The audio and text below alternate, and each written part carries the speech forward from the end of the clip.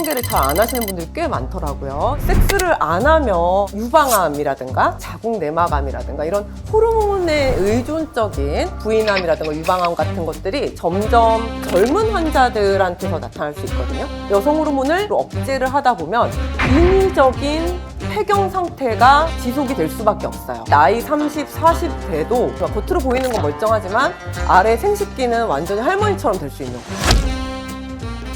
네, 선생님 안녕하세요. 네, 안녕하세요. 사실 나이가 들면 젊을 때보다 부부관계에 조금 더 소홀해지는 좀 측면이 있잖아요. 네네. 그런데 이 나이가 들어서 부부관계를 안 하면 좀 몸에도 안 좋다, 신체에도 안 좋다 이런 얘기가 있던데 이건 사실인가요? 네, 사실입니다.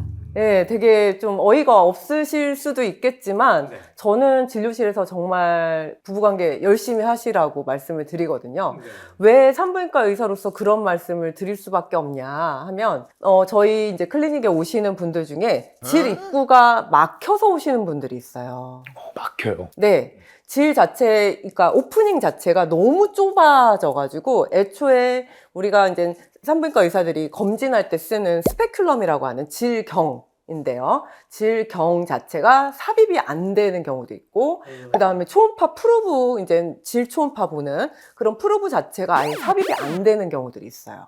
안 하고도 평생 살 수도 있지만, 문제는 검진을 안 하다가 부인암이라든가 다른 그런 질환에 걸린 거를 일찍 캐치를 못하게 되는 경우는 정말 문제가 될 수 있죠. 선생님 그러면 말 그대로 안 쓰면 뭐 막힌다 약간 네, 이렇게 네. 이해를 제가 했는데 그러면 그 이유 말고도 꼭 해야 되는 이유가 또 뭐가 있을까요? 성관계를 열심히 좀 해야 되는 이유들은 많이 있습니다만 그래도 크리티컬한 거를 좀 살펴보면 자꾸 우리가 생식기를 안 쓰게 되면 입구 자체가 막혀서 쪼그라드는 상황이 발생할 수 있고 또는 이제 젊은 사람들한테서도 또 문제가 발생할 수 있는데요.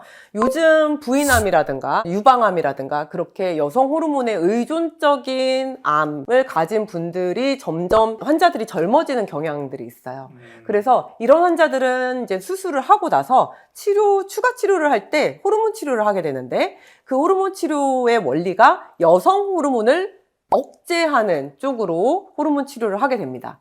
그러면 이분들은 결국에는 의학적 폐경이 되는 거고 그 의학적 폐경이 됐을 때 문제는 똑같이 우리가 50대 이후에 폐경 증상이 그대로 나타나게 되는 거죠. 네.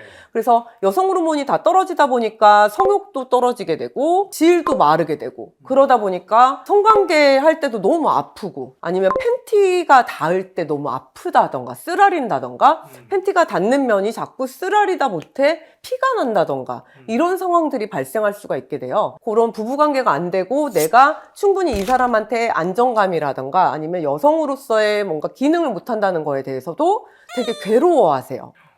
그렇군요. 네네.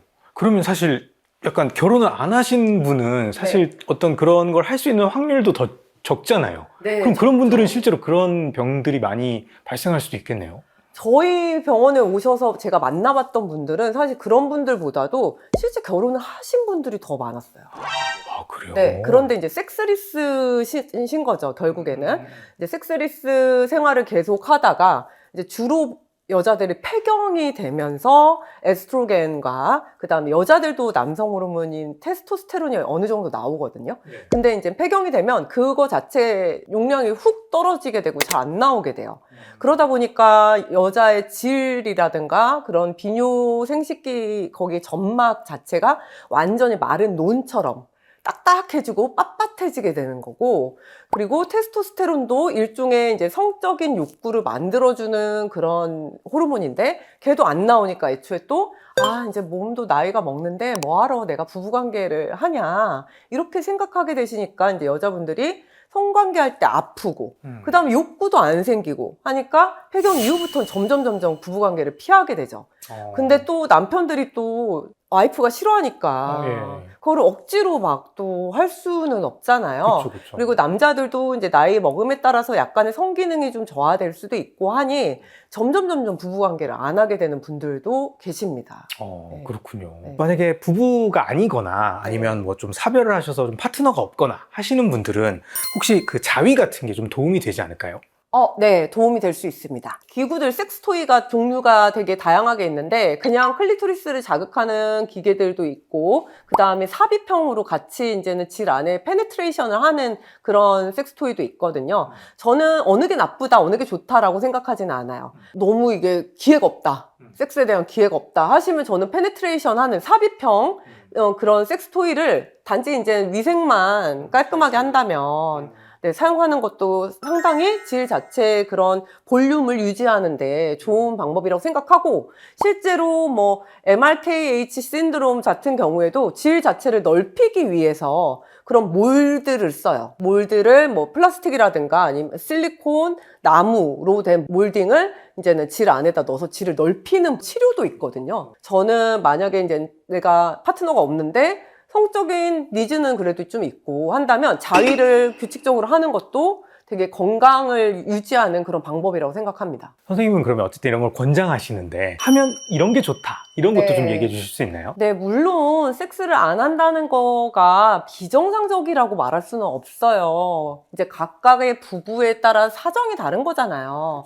근데 이제 뭐 그거를 비난하거나 뭐 잘못됐다거나 이런 게 아니라 우리가 부부 관계를 하면 생길 수 있는 일을, 그러니까 뭐 질이 입구가 막혀가지고 검진이 안 된다든가 이런 상황을 미리 좀 예방할 수 있고, 또 이제는 성관계를 함으로써 뭐 약간의 염증이 생긴다던가 이랬을 때 산부인과에 와서, 그러니까 의사랑 자꾸 컨택을 하게 되면서 뭔가 문제가 생겼을 때 빨리 조기 발견을 할 수 있게 되는 경우들도 생겨요.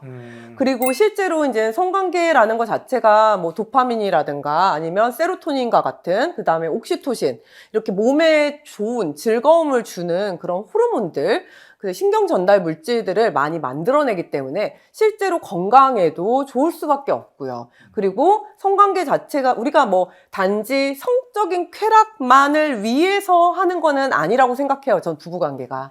실제로 남편과 아내가 서로의 사랑을 확인을 하고 친밀감을 확인하기 위한 그런 도구로도 성관계는 충분히 가치가 있다라고 생각을 하거든요. 그래서 실제로 부부 사이라면 가정을 유지하는 돈독한 그런 본딩 같은 게 될 수 있다라고 생각하기 때문에 성관계는 웬만하면 부부관계는 많이 하는 게 좋다. 이러면 댓글이 달리겠죠. 뭐 할 수 있는 환경이 아니다. 뭐 맞아야 하지. 뭐 이런 댓글들이 달리는데 맞아요. 그래도 서로 노력을 해서 의학적인 도움을 받을 수 있는 부분이 있다면 저희 산부인과 전문의라든가 비뇨의학과 선생님이라든가 이런 분들을 만나서 조금씩 해결해 볼 수 있는 방법들이 있으니까 너무 병원에 오시는 거를 주저하지 않으셨으면 좋겠어요. 생각보다 이런 고민들을 하시는 분들이 많습니다. 그렇다면 뭐 권장하는 횟수나 어떤 기준, 뭐 한 달에 몇 번, 뭐 이런 게 있나요, 혹시? 우리가 불임 상태에서 이제 섹스리스를 평가할 때는 그런 기준은 있습니다. 한 달에 한 번도 안 한다거나 뭐 이런 식으로 있을 때를 얘기를 하기는 하는데, 우리가 나이 50, 60 뭐 이렇게 적용하기는 너무 어렵고, 또 그 부부의 사정상이라든가 밀접한 관계, 또 액티비티 정도에 따라서도 너무너무 달라지기 때문에 이게 나이에 따라서 이 정도는 해라, 월 몇 회는 해라, 이런 기준은 없습니다. 근데 사실 나이가 들수록 더 많이 해야 되는 건 맞는 거죠. 네, 저는 조금 더 서로 노력을 하셨으면 좋겠고, 젊었을 때야 신체적인 능력이 따라주고 성욕도 훨씬 더 이제 충만하니까 이게 크게 노력하지 않아도 섹스라는 게 바로 이어질 수 있지만, 이제 나이가 듦에 따라서는 그런 능력 자체나 이제 신체 구조 같은 것들이 조금씩 더 힘들어질 수 있기 때문에 저는 더 많은 노력을 좀 하셨으면 좋겠어요. 횟수가 막 꼭 강박으로 이렇게 해야 된다라기보다는 우리가 남녀가 얼마나 노력해서 서로한테 기쁨을 주고 몸을 이렇게 만져주고 할 수 있냐, 저는 그게 훨씬 더 중요하다고 생각합니다. 선생님은 그럼 어쨌든 그런 문제가 있을 때, 어떤 부부관계에 문제가 있을 때 산부인과로 오는 걸 권장하시는 편이시잖아요. 네네, 그럼요. 그럼 만약에 오게 되면 어떤 치료들을 좀 받게 되나요? 우선 가장 중요한 거는 다들 싫어하시는 호르몬 치료입니다. 제일 중요한 거는 먹는 호르몬제라든가 아니면 겔로 나오는 호르몬제라든가, 즉 전신적으로 에스트로겐이 들어가는 그런 치료가 이루어져야 되고요. 근데 만약에 유방암 환자들처럼 내가 그런 전신적인 호르몬 치료를 할 수 없는 상태라면 국소 호르몬제를 쓸 수 있습니다. 그 국소 호르몬제는 에스트로겐도 되게 여러 가지 종류가 있는데 우리가 일반적으로 몸에서 나오거나 이제 난소에서 나오는 에스트로겐은 에스트라디올이라고 해서 근데 걔네들 말고도 국소 넣는 호르몬제 에스트리올이라고 해서 에스트라디올보다는 힘이 약한 애들이에요.